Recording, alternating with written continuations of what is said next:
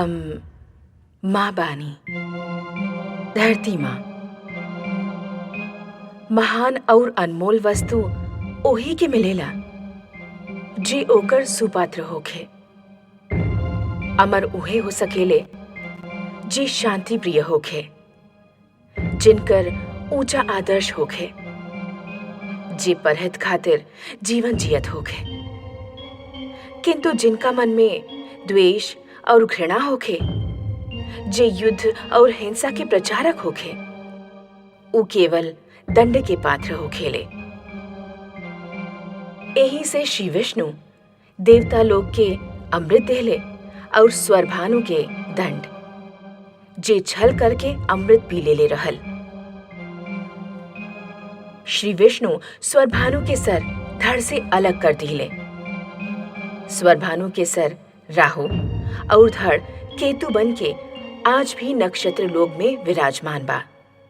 और चूंकि चंद्रमा ओकर भेद खोले रहले, एही से आज भी राहु और केतु के चंद्रमा से शत्रुता बा। परंतु का सागर मंथन के उपरांत सत्य और असत्य के लड़ाई के अंत हो गई। हमके त लागत बा कि ना केवल ई युद्ध जारी बा, बल्कि ए युद्ध में एगो नया मोड़ आवे वाला बा। मूर्ख लोग, नारी तोहनी के दुर्बलता बिया और जे सुंदरता पर मोहित होके अपन लक्ष्य भुला जाला, वो जीवन में कुछ ना कर सकेला। तू लोग हमार सब कैल करावल पर पानी फेर देला। अब तू लोग देवता के कुछ ना बिगाड़ पाइबा। वो अमर हो चुकल बाड़े, अमर। ठहर जाई। के बानी रहुआ लोग? हमनी के ब्रह्मा पुत्र सनकादिक ऋषि बानी। हमार नाम सत बा। ई बड़े सनंदन, सनत और शौनक। अपन आवे के उद्देश्य बताएं। प्रभु के द्वार पर आवे के उद्देश्य प्रभु के दर्शन के इच्छा के अतिरिक्त और का हो सकेला द्वारपाल? रहुआ उनसे अभी ना मिल सके नहीं। काहे न मिल सके नी द्वारपाल? प्रभु अभी विश्राम कर रहल बाणे। कैसन बात करत बाड़ा द्वारपाल? ईश्वर और विश्राम? ईश्वर कभी विश्राम ना करेले। यदि ईश्वर विश्राम करे लगले तो सृष्टि के सब कामकाज ठप हो जाई। तो हमनी के जाए दो। विचित्र प्राणी बानी रहुआ। एक बार रहुआ से कह देनी कि रहुआ अभी उनसे ना मिल सके नहीं, तो रहुआ लौट काहे नहीं की जात? हे द्वारपाल, हमनी के तो से विनती करत बानी। हमनी के अपन लक्ष्मी नारायण के दर्शन खातिर भीतर जाए दा।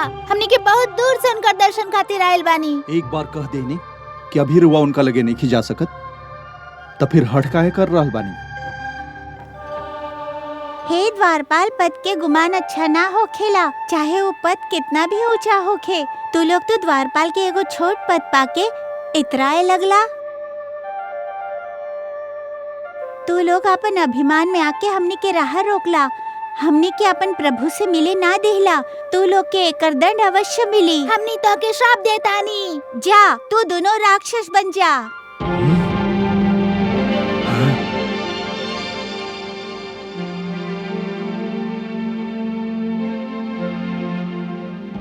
हे ऋषिगण, विष्णु लोक में रउआ लोक के स्वागत बा। हे प्रभु, ये ऋषि लोग हमनी के श्राप दे दिले। हमनी के तो केवल अपन कर्तव्य के पालन करत रहनी प्रभु। कर्तव्य पालन? कर्तव्य पालन के ई अर्थ नहीं खे कि रउआ हमार और हमार भक्त लोगन के बीच दीवार बन जाए। रउआ दोनों से घोर अपराध भइल बा और ये अपराध के दंड त मिलही के रहल।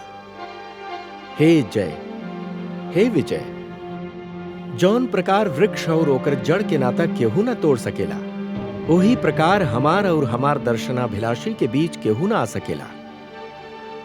हमार दर्शनार्थी हमार संपत्ति बाड़े जय, और स्वयं हम उनकर संपत्ति बानी। हम दोनों के एक दूजा पर समान अधिकार बा। जब भी केहू ईश्वर और भक्त के बीच आवे के प्रयास करी, उ कोनो न कोनो रूप में अवश्य दंड पाई।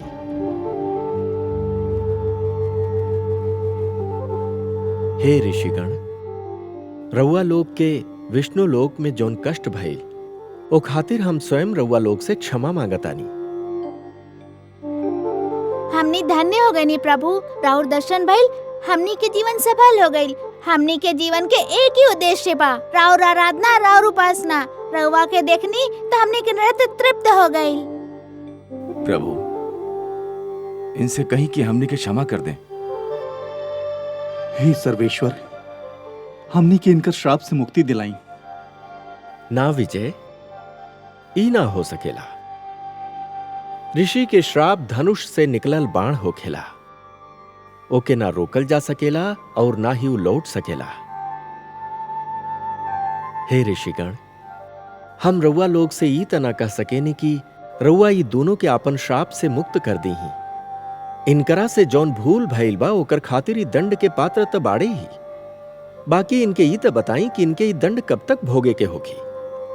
का राउर श्राप से मुक्ति पावे के कोनो मार्ग नहीं खे? हाँ बा, हे सर्वेश्वर, हमनी के श्राप से मुक्ति पावे के एक ही मार्ग बा। राउर द्वारपाल जय और विजय के हमनी के श्राप के कारण 3 बार राक्षस योनि में जन्म लेबे के होखी और तीनों बार रवा से बैर करे के होखी और वो तीनों जन्म में रवा हाथे मृत्यु प्राप्त करे के होखी। पहला जन्म में जय और विजय हिरण्याकश्य और हिरण्यकश्यपु बन के जन्म है और रउआ हाथे मारल गई है।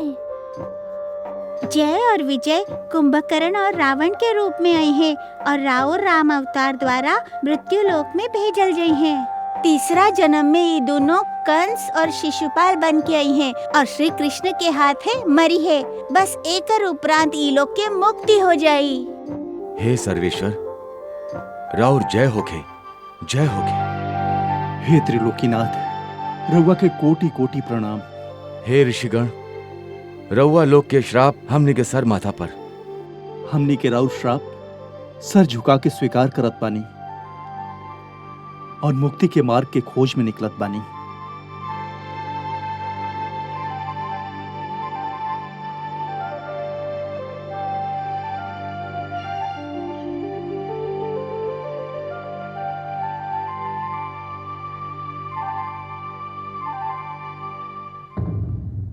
हम माँ बानी, धरती माँ। सनकादिक ऋषि के श्राप जय और विजय के विष्णु लोक छोड़े पर विवश कर देहलस। उनके ई श्राप केवल यही खातिर मिलले कि उनके आपन पद पर अभिमान हो गई रहल। ऊ समझे लागल रहले कि श्री विष्णु के द्वारपाल जैसन पद पाके ऊ अब ऋषियों और देवताओं से भी अधिक महान हो गए बाड़े। आपन पद पर अभिमान कइल और आपन पद के अनुचित प्रयोग कइल हर युग में दंड के योग्य अपराध रही। सनकादिक ऋषि लोग के श्राप पहला बार ओ समय रंग लैलस जब जय कश्यप ऋषि के पत्नी दीति के गर्भ से असुर राज हिरण्याक्ष और विजय ओकर अनुज हिरण्यकश्यपु के रूप में जन्म लेले। ई दोनों भाई बहुत बलवान, बहुत शक्तिशाली, बहुत घमंडी, बहुत क्रोधी और क्रूर रहले। बाकी एक दूसरा पर निछावर रहले।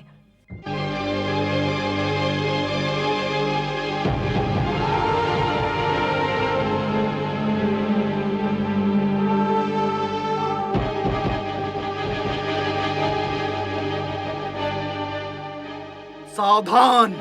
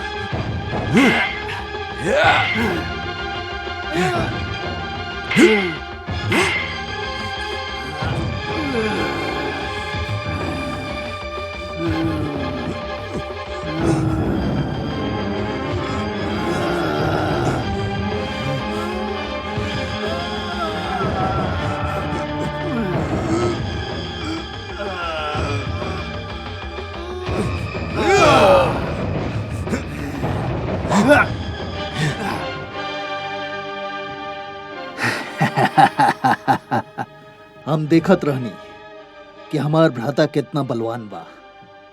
हमके तोहरा पर गर्व बा हिरण्यकश्यपु। तू केवल हमार भ्राता ही ना, हमार दाहिना हाथ भी बड़ा। भ्राताश्री, हम जौन भी बानी रउवे कारण पानी। हमार मन में रउआ खातिर आदर ही आदर, स्नेह ही स्नेह बा। भ्राताश्री, हम दोनों मिलके तीनों लोग के जीत सके नहीं।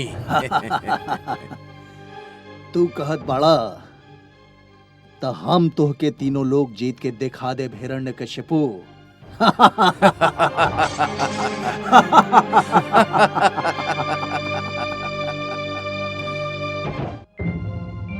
हम माँ बानी, धरती माँ।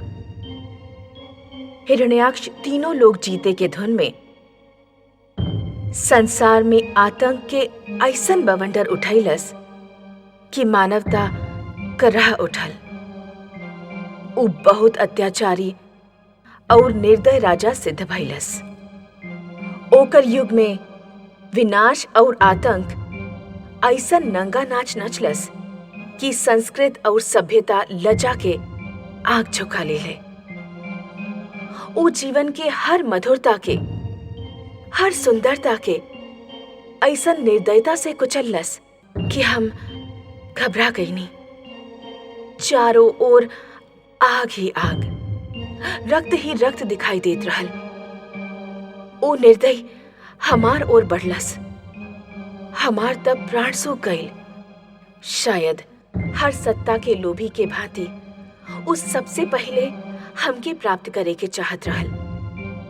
हम ओकर भय से भगनी, बाकी उ हमके पकड़ लेलस। उ हमार अपहरण कैलस। हमके हमार इच्छा के विरुद्ध पाताल में ले गईलस।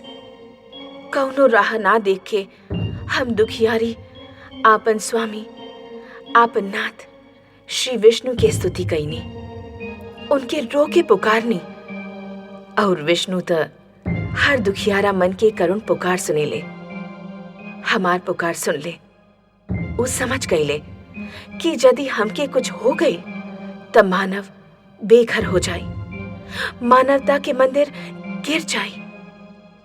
त उ अइले, वहां भी अइले जहां केवल कीचड़ रहले, गंदगी रहले। ऐसन जगह पर आवे और हमके बचावे खातिर उ वाराह जैसन रूप लेहला भी स्वीकार कर लेहले। ई उनकर तीसरा अवतार रहल, जे के इतिहास वाराह अवतार के नाम से जानेला।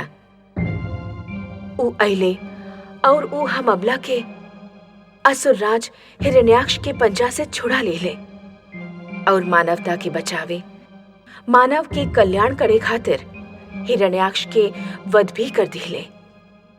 परंतु हिरण्याक्ष के वध भी आतंक के अंत ना सिद्ध भइल। ए कहानी के त आगे बढ़े के ही रहल। उ संसार से विष्णु के नाम मिटा देवे के प्रण कर देहलस।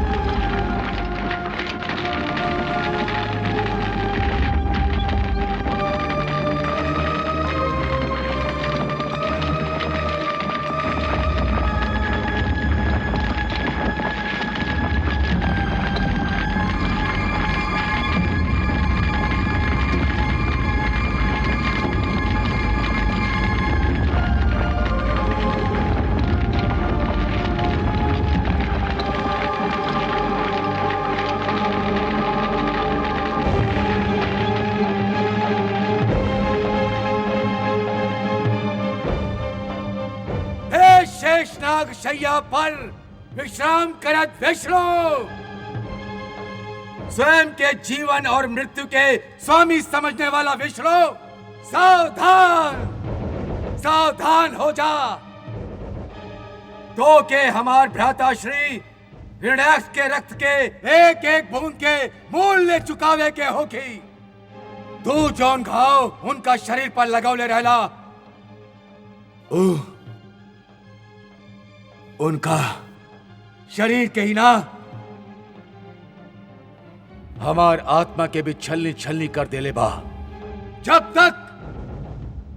तक हम तो से प्रतिशोध न ले, हम चैन के श्वास न लेवे। अब हमार जीवन के एक ही उद्देश्य बा, प्रतिशोध, प्रतिशोध, केवल प्रतिशोध। यदि तुम्हें साहस बा तो हमार चुनौती स्वीकार कर ला तू। पुत्र, कैसे प्रतिशोध लेवे के बात कर रहा बड़ा हिरण्यकश्यपु? ओही विष्णु से जे हमार भ्राता के निर्दयता से मार डलस माते। तोहार तो केवल भाई रहलू, हमसे पूछा जिकर नैन के ज्योति रहलू, जिकर कोख से जन्मल रहलू, जिकर पुत्र रहलू। कहा तोहार दुख हमार दुख से भी महान बा? ना पुत्र, हमार दुख के तो अनुमान भी ना लगावल जा सकेला। परंतु वो एगो ऐसन पाप कैले रहल जो क्षमा योग्य ना रहल। का अपराध कैले रहला हमार भ्राता? वो धरती के अपहरण कैले रहल, एगो नारी के अपहरण, और एगो नारी के अपहरण अक्षम्य अपराध बा पुत्र। अपहरण कोनो अपराध नहीं खे माते। अपहरण ता हमने के असुर संस्कृति के एगो अंश बा। जौन संस्कृति के आधार अपहरण होके, जौन संस्कृति के अंश अपहरण होके, उस संस्कृति कभी पनप ना सकेले पुत्र। ओकर विनाश निश्चित बा। अपहरण समाज के सबसे बड़ा अपराध बा, पाप बा। माते, शक्ति बा हमनी के लगे, साहस बा हमनी के लगे।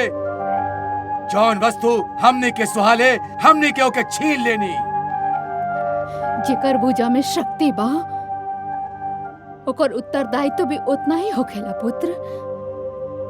वो नारी के रक्षा करेले, ओकर अपहरण ना माते। हमार शक्ति पर कोनो भी उत्तरदायित्व अंकुश न लगा सकेला। जे भी हमार महानता के समक्ष सर न झुकाई, हम ओके कुचल दे। जे भी हमार आज्ञा के पालन न करी, होकर भी वह परिणाम होगी जौन धरती के भाई। तो फिर ये भी जान ल पुत्र कि जे ऐसन अत्याचार करी, ओकर परिणाम भी उहे होखी जौन पुत्र हिरण्याक्ष के भइल। तू विष्णु के शक्ति के नइखा जानत पुत्र। और विष्णु हमार शक्ति के नैखन जानत माते। परंतु जौन दिन हम होके ओकर शेष सैया से नीचे घसीट ले, ओकर सिंहासन के डावाडोल कर दे, वो अभिमानी से होकर सारा शक्ति और देवता लोक से उनका प्रताप छीन ले। ओ दिन माते, ओ दिन वो हमार शक्ति जान ली ही, भली भांति जान ली ही। ऐसन मत कहा पुत्र, ऐसन मत कहा।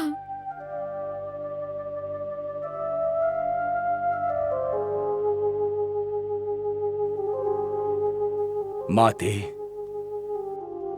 तोहार सौगंध,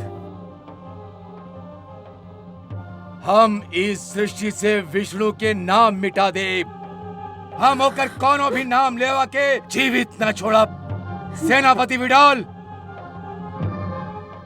आज्ञा असुरराज। हमार सेना के आदेश दा के चारों ओर फैल जाएं। जौन जीभ पर विष्णु के नाम होके ओके काट दें। जौन कान विष्णु के नाम सुनत मिले उनसे सुनने की शक्ति छीन लिहल जाए। जौन आज्ञा असुरराज। जा और सृष्टि में इस संदेश सुना था कि विष्णु के प्रभुता के युग समाप्त हो गई। अब एगो नया युग हिरण्यकश्यपु युग के आरंभ हो रहल बा। जे भी अब तक विष्णु के स्मरण करत रहले अब हमार स्मरण करी है। जौन मन में विष्णु के ध्यान होगी अब वो मन में हिरण्यकश्यपु के भय वास करे। राउर आदेश के पालन होखी असुरराज। ना ना ई का कर रहल बड़ा पुत्र, अपन आदेश लौटा ला। रुक जा, ये अनर्थ मत कर पुत्र। ये अनर्थ ना सर्वथा उचित बा देवी। विष्णु के षड्यंत्र के उत्तर बा। षड्यंत्र? ये रउआ का कह रहल बानी गुरुदेव? रउआ भुला गई नी देवी कि विष्णु दानव संस्कृति के विनाश कैल चाहत रहले और अब वो असुर के मिटावल चाहत पड़े। यही से वो सबसे पहले राउर ज्येष्ठ पुत्र हिरण्याक्ष के वध कर दिले। तो रउआ ओके जीवित कर देले होती। रउआ लगे तो संजीवनी मंत्र रहल ना। हम जीवित कर देती, हम अवश्य जीवित कर देती राउर पुत्र के, परंतु ओके विष्णु स्वयं मरले रहले और जेके विष्णु स्वयं मार डाले ओके पुनर्जीवित कैल असंभव बा। हमके खेद बा देवी कि हम राउर पुत्र हिरण्याक्ष के पुनः जीवित करे में असमर्थ रहनी। हे शिष्य, तू जवन भी कैला उचित कैला। बाकी ऐसे केवल विष्णु के स्मरण करे वाला के ही सर्वनाश होखी। विष्णु के कुछ ना बिगड़ी। गुरुदेव, ईता हमार अभियान के पहला चरण बा। एकर उपरांत हम सीधा विष्णु पर प्रहार करब। बहुत चतुर बाड़े विष्णु, बहुत शक्तिशाली भी। उनका से टक्कर लेवे खातिर तोहके अपार शक्ति की आवश्यकता होगी। वो ज्वाला बाड़े, तोहके ज्वालामुखी बने के होगी। वो वायु बाड़े, तोहके आंधी के रूप लेवे के होगी। वो चंद्रमा के भांति शीतल बाड़े, तोहके सूर्य के भांति दह के सीखे के होगी। वो नदी के भांति शांत बाड़े, तोहके ज्वार के भांति उमड़े के होगी। हे गुरुदेव, ये कैसन शिक्षा दे रहल बानी रहुआ? गुरु तो अपन शिष्य के कल्याण के मार्ग दिखावेला। रहुआ तो हमार पुत्र के विनाश के मार्ग दिखा रहल बानी। शांत रहा माते, शांत। ईता गुरुदेव के महान कथन बा। एकर एक एक अक्षर के समक्ष हम आपन सर झुकावत बानी। गुरुदेव, हमके प्रकाश दही, हमके ज्ञान दही, हमार पथ प्रदर्शन करी, हमके आदेश दही। तोहके ऐसा शक्ति प्राप्त करे के होखी शिष्य, जकरा केहू परास्त ना कर सके, स्वयं विष्णु भी ना। हम ऐसा शक्ति प्राप्त कर ले रहनी, परंतु विष्णु छल से ओकर महत्ता घटा दिले। ओ देवता लोग के अमृत पिला के अमर बना दिले। अब हमार शक्ति से भी महान शक्ति तोहके प्राप्त करे के होखी। ओह, ओ शक्ति के प्राप्त करे खातिर हमके का करे के होके गुरुदेव? तोहके तप करे के होके शिष्य। घोर तप, अपूर्व तप, अपार तप, ऐसन तप जेकर संसार में उदाहरण ना मिले। विष्णु के तप ना, काहे कि उ देवता लोग के पक्षपाती बड़े, उ तो के कुछ ना दी हैं। शिव के भी ना, काहे कि उ हम पहले कर चुकल बानी। तो के ब्रह्मा के तपस्या करे के होगी, उहे केवल तोहार तपस्या के भुलावा में आ सकेले। और फिर तू उनसे ऊ वरदान मंगिहा जवन हम तो के बताई। गुरुदेव की जय होके। गुरुदेव, हम आज ही तपस्या के उद्देश्य से असुर लोग छोड़ दे। हमके आज्ञा दी गुरुदेव।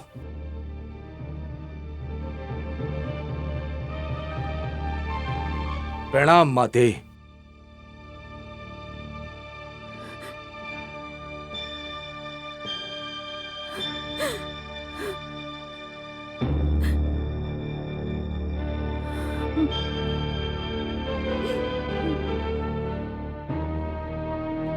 महारानी कयाधो, कहां बानी रहुआ?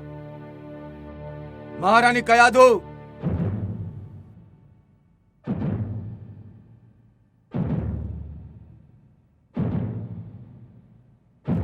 महारानी कयाधो।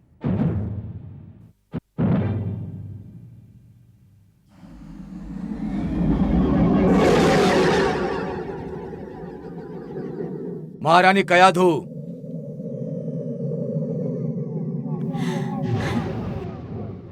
ए समय हम जौन मंगती हमके मिल जाइत। राउर ही प्रतीक्षा करत रहनी स्वामी। हमके रवा के एगो शुभ समाचार देवे के रहल। समाचार तो हमके भी देवे के बा, बाकी हमके भय बा ई समाचार रउआ खातिर शुभ ना होगी। का समाचार लाइल बानी रवा? शिष्टाचार के मांग बा की शुभ समाचार पहले सुनी। पहले रउआ कहीं का समाचार बा रउआ लगे? रवा पिता बने वाला बानी। स्वामी, रवा प्रसन्न ना भईनी? कौन व्यक्ति पिता बने के समाचार सुन के प्रसन्न ना होगी महारानी? बाकी अशुभ समाचार ई बा कि हम आपन पुत्र के जन्म तक यहाँ रुक ना सकेनी। का रवा कहीं जा रहल बानी? हाँ प्रिय, हम जा रहल बानी। विष्णु से प्रतिशोध लेबे के शक्ति के प्राप्त करे। तपस्या पर जाए से पहले हम तो से आज्ञा लेवे आयल बानी। हमके तनिक भी ज्ञान नहीं खे कि तब सफल होके में हमके कितना समय लग जाए। स्वामी, रवा हमके ए अवस्था में छोड़ के चल जाइब? विवशता बा प्रिय, विवशता। हम प्रण ले बानी। और हमार रक्षा के करी? रवा हमके केकर आसरे छोड़ के जा रहल बानी? जब तक रवा ना आइब तब तक हम का करब? राव रक्षा में कोनो कमी ना आई महारानी। सेनापति विडाल, आज्ञा असुरराज। हम गुरुदेव के आदेशानुसार तप करे के उद्देश्य से असुर लोग छोड़ के जा रहल बानी। महारानी कयाधु के रक्षा के उत्तरदायित्व तो हम तो के सौंपत बानी। काहे कि असुर लोक में हमार उपरांत सबसे बलवान और शक्तिशाली तू बाड़ा विडाल। हमार लौट के आवे तक तू इनकर रक्षा करबा, किंतु ई जान ला विडाल कि यदि तू कोनो चूक कैला तू हमार दंड से बच ना पाइबा। यदि हम महारानी कयाधु के रक्षा कैले में असफल रहनी तो रउआ हमके दंड देवे खातिर जीवित ना पाई। जब तक हमारे शरीर में एक भी सांस और रक्त के एक भी बूंद शेष बा, हम महारानी कायाधु के रक्षा के वचन देता नहीं। बिडाल, हम के तो से यह आशा रहल।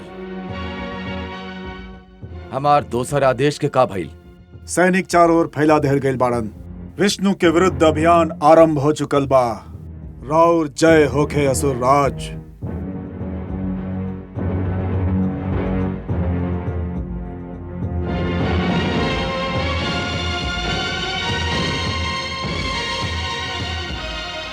अब हमके निश्चिंत होके विदा करा प्रिय।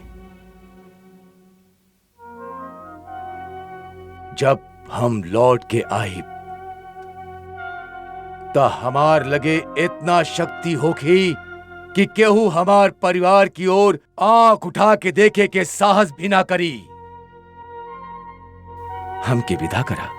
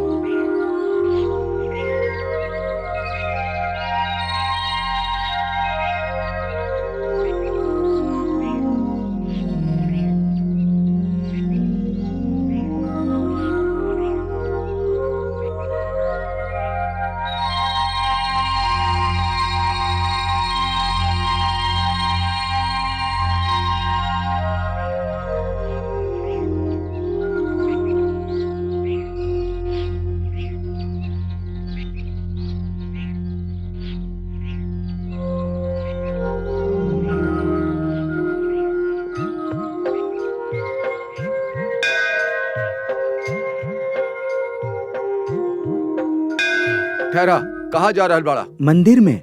काहे जा रहल मंदिर में? अपन विष्णु भगवान के पूजा करे, जौन हम नित दिन करे नी। कल भी कैले रहनी, आज भी करब। कल कैले रहला, आज ना करबा। कल तोहार खातिर विष्णु के पूजा अंतिम दिन रहल। काहे? ई कैसन अनोखा बात कर रहल बाड़ा तू? हम ठीक कर रहल बानी। असुरराज हिरण्यकश्यपु के आदेश बा कि केहू विष्णु भगवान के नाम ना ली, केहू उनकर पूजा ना करी, केहू उनकर स्मरण भी ना करी।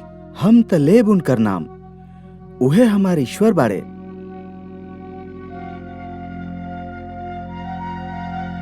ठहरा, तू अंदर ना जा सकेला।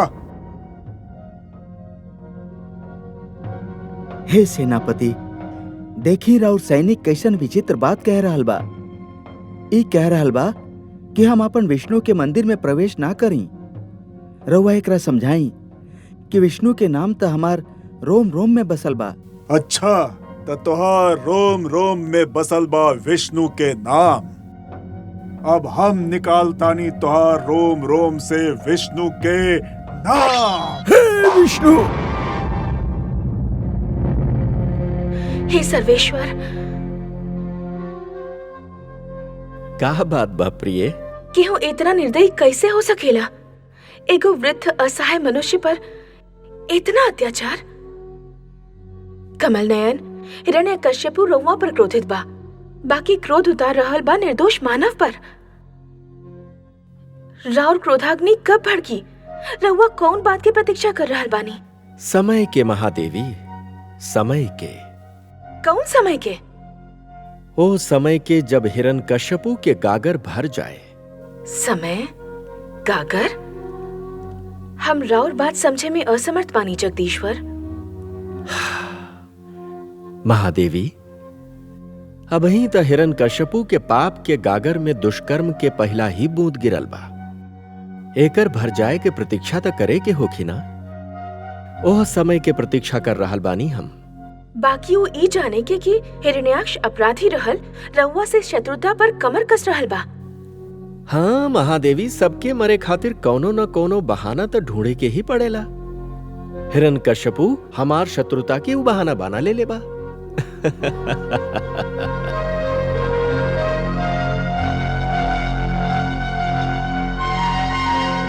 हे देवगण, हिरण्यकश्यपु श्री विष्णु के विरुद्ध अभियान आरंभ कर देले बा। हमने के चुप ना बैठे के चाही। परंतु देवेंद्र, हिरण्यकशिपु भला हमने के भगवान विष्णु के का बिगड़ सकीला? राय कभी पर्वत के सामने टिक ना सकेला देवराज। बाकी यदि हमनी के होखते श्री विष्णु के हिरण्यकश्यपु के दंड देवी के कष्ट स्वयं उठावे के पड़े तो हमनी खातिर लज्जा के इससे बड़ बात और का हो सकेला। सागर मंथन के समय ऊ जे हमनी के सहायता कैले ऊ हमनी खातिर एगो ऋण के समान बा। ई ता सत्य बा देवराज। यदि वो सहायता ना कैले होखी ता अमृत के प्राप्ति असंभव हो जाई। बाकी देवराज, अब हमनी करब का? हमनी के हिरण्यकश्यपु के तपस्या भंग कर दे। तपस्या भंग? सोच ली देवराज, हमनी के पहले भी एक बार दैत्य गुरु शुक्राचार्य के तपस्या भंग करे के चले रहनी, परंतु उल्टे हमनी के ही हानि पहुंचले रहल। उनकर बात और रहल, और हिरण्यकश्यपु तो असुर बा। ई बार हमनी के कोनो भूल ना करब और श्री विष्णु के ऋण चुकावे के यह अवसर बा। ओम ब्रह्मदेवाय नमः। ओम प्रजापतये नमः। ओम ब्रह्मदेवाय नमः। ओम प्रजापतये नमः। ओम ब्रह्मदेवाय नमः। ओम प्रजापतये नमः।